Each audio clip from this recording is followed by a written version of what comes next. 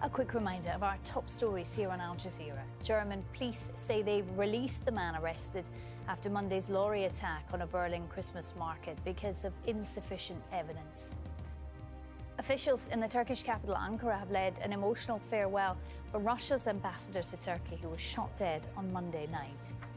And government ministers from Russia, Iran and Turkey have held talks in Moscow over the attack and a new ceasefire deal for Syria, which could revive the peace process. Now, security has been racked up in several European countries after the Berlin market attack.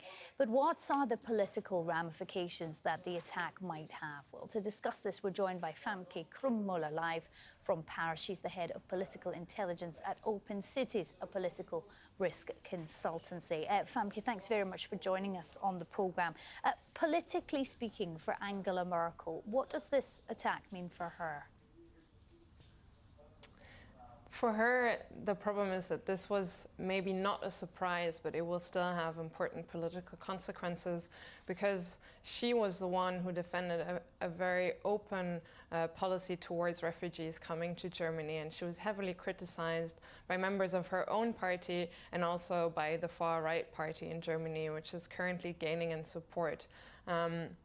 And so should it turn out that this terrorist attack was carried out by a refugee who came in to Germany through the refugee road, then she will have to defend her policy and she will come under heavy attack. And this is all happening right before next year's general election, which will take place in September. Famke, aside of politics and what it means for her, how do you think the German public will respond to this, particularly now as we find that the person that the police had in custody has been released, which means we have no idea of who was actually behind this attack? Yes, that's right. I mean, I trust the German police forces will find the person that is responsible for this attack. Interestingly, already in August, almost 80% of Germans thought that they could not avoid a terrorist attack coming to Germany after what has happened in other countries in Europe over the past few months. So I would argue a big majority of the German population actually is not very much surprised by what has happened. But of course, everybody is in shock, and given that the person is still on free foot, probably afraid what else he might do and what else might come in the next months as well. Famke, do you think that this attack will have implications for other European cities? I mean, there's already a lot of talk here in London about security implications here.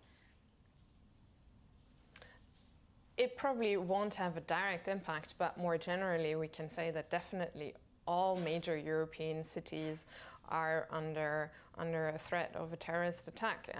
We've seen it as it has already happened in Paris and Brussels, and countries such as Belgium, France, but also Germany and the UK face the huge problem of their own nationals leaving to the Middle East to get training and then come back and carry out an attack, and that's obviously very difficult to control. Famke joining me there live from Paris. Famke, thank you.